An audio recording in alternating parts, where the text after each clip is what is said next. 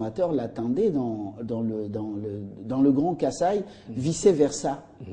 Oui, c'est vraiment très important. Et l'élément aussi qu'on doit essayer de souligner, c'est par exemple, la compagnie, la Société nationale de chemin de fer doit avoir de tarifs qui sont vraiment, je dirais, abordables, parce que ces gens-là qui produisent, ils veulent bien faire de profit. Alors, si le prix du transport est réduit, ça leur permettra d'avoir un peu plus d'argent. Et lorsqu'on a plus d'argent, on sait dépenser.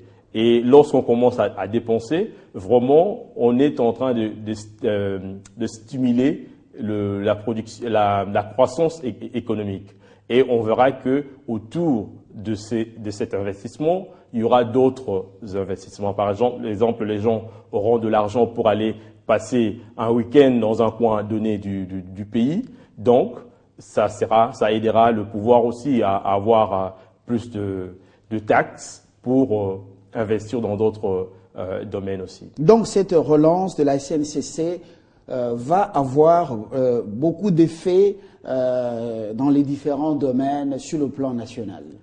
Effectivement, parce que sans le transport, on ne sait pas vraiment accroître sa productivité. Par exemple, si on prend le cas d'autres pays, le matin, vous verrez, par exemple en Grande-Bretagne, il y a des poids lourds qui circulent, ça quitte le matin le nord, au milieu du jour, ça se trouve au sud pour amener de marchandises, qui permettra vraiment à ces différentes entreprises de voir leur productivité augmenter et de là leurs bénéfices. Donc cette acquisition, c'est une très bonne nouvelle à saluer en attendant les 20 autres qui viennent. Ça fera au total 38 locomotives. La SNCC, pour rentabiliser cet investissement, qu'est-ce qu'elle doit faire? D'abord, c'est le prix. On connaît comment les Africains gèrent. On connaît comment on confond sa poche avec la poche de l'entreprise ou de l'État. Sans porter des gants, qu'est-ce qui doit être fait dans un management visionnaire des responsables de cette entreprise? Qu'est-ce qui doit être fait par rapport à l'expérience que vous vivez ailleurs? Ce qui est plus important, c'est d'abord la transparence.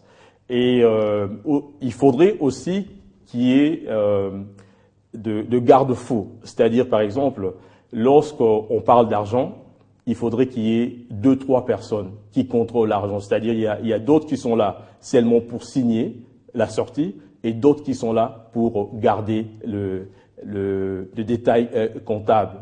Et cela permettra à ce que lorsque le prix du billet est vraiment économique, il y aura beaucoup de gens qui vont utiliser les transports ferroviaires et l'organisation va avoir les recettes vont augmenter. Alors, il faudrait aussi penser à l'avenir, c'est-à-dire que comment on peut aider ces gens-là ou leur permettre de beaucoup circuler. Parce que lorsqu'on circule beaucoup, c'est de l'argent qu'on va dépenser ici et là, c'est le transport qu'on va payer, mais aussi penser dans l'avenir comment avoir de locomotives un peu plus rapides, parce que le temps, comme je disais, le temps c'est de l'argent. Donc vous parlez des TGV, trains à grande vitesse. Des trains à grande vitesse qui va permettre vraiment aux gens vraiment de changer leur mode de vie. Mais pour l'entreprise, je crois que le système de gestion doit être rigoureux. C'est-à-dire qu'il faudrait qu'il y ait un système comptable fiable où l'argent qui entre est comptabilisé et aussi l'argent qui sort est comptabilisé. Et alors, ce que vous dites est extrêmement important. On a vu des entreprises relancées, et puis en l'espace de quelques temps, c'était le Titanic. elles ont ressombré, et pourtant l'État a mis en jeu l'argent des contribuables. Et l'exemple que nous voyons chez Transco, ici, beaucoup d'argent, l'État a pris des décisions et nous a demandé de serrer la ceinture.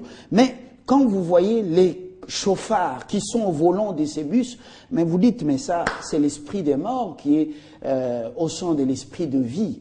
Alors là, c'est le problème de l'État ou le problème du management au sein de l'entreprise? Je crois que le problème, ça incombe aux gestionnaires de l'entreprise, parce que lorsqu'on emploie quelqu'un, il y a un contrat qu'on signe. Si on n'arrive pas à respecter ce contrat, alors on sera obligé de quitter l'entreprise.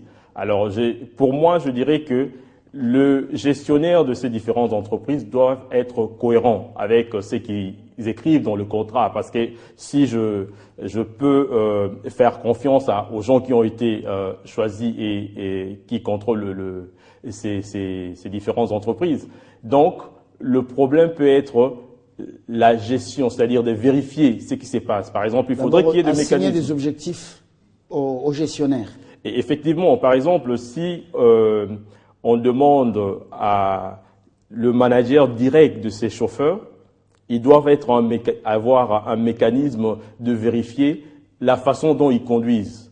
Parce que l'entreprise a ces bus-là. S'il n'y a plus de bus, il n'y aura plus de transport dans la ville. On doit se séparer, mais vous restez, je rappelle d'abord les titres de l'actualité. Merci bien. Le chef de l'État vient de nommer 4 nouveaux ambassadeurs. L'ordonnance présidentielle a été lue hier dimanche sur les antennes de la télévision publique. Il s'agit de Moutambe Chibal, nouvel ambassadeur de la RDC au Cuba, François Baloumouene, nommé aux États-Unis d'Amérique, Matungulu Luman en Russie et Dominique Kiloufi, ambassadeur de la RDC au Benelux, est prêt la Commission de l'Union européenne. Dans l'actualité également, le gouvernement de la RDC réceptionne ce lundi la piste de l'aéroport international de Dioma, chef-lieu de la province du Nord Kivu, non démembré justement. C'est le chef de l'État qui doit en principe présider la réception de cette piste pour ainsi l'ouvrir au trafic international. Il va ensuite procéder au lancement des travaux d'élargissement de la piste qui devra passer de 2600 à 3000 mètres.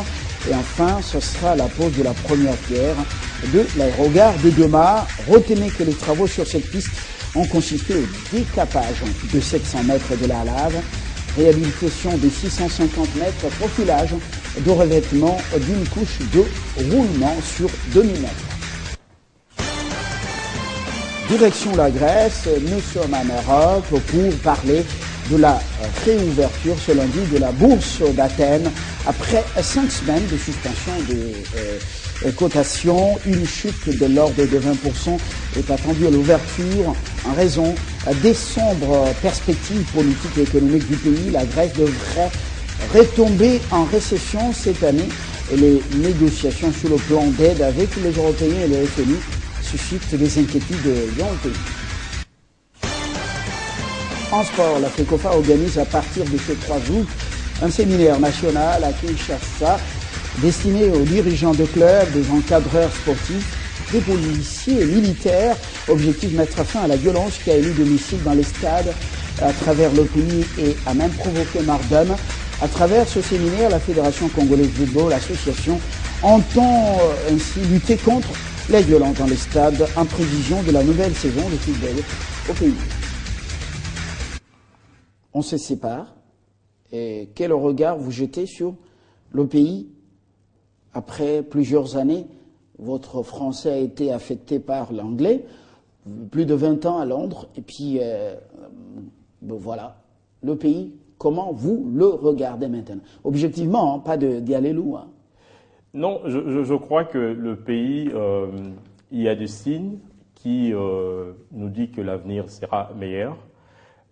Comme dans toute chose, il y a une préparation. Sans un plan, on ne sait pas atteindre un but.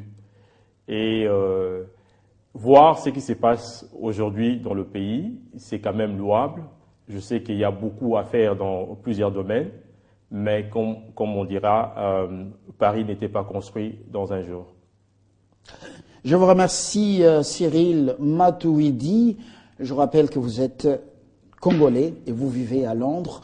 Après vos études en économie au Maroc, et puis vous êtes allé faire également la comptabilité et les finances chez la reine Elisabeth II. Merci, très bonne journée. Merci, merci. On va avoir d'autres temps de partage. Dans quelques instants, nous entrons dans la forêt avec le peuple des forêts pour parler de ce qui est prévu, pourquoi ça retarde la mise en œuvre des décisions sur les concessions des forêts des communautés locales.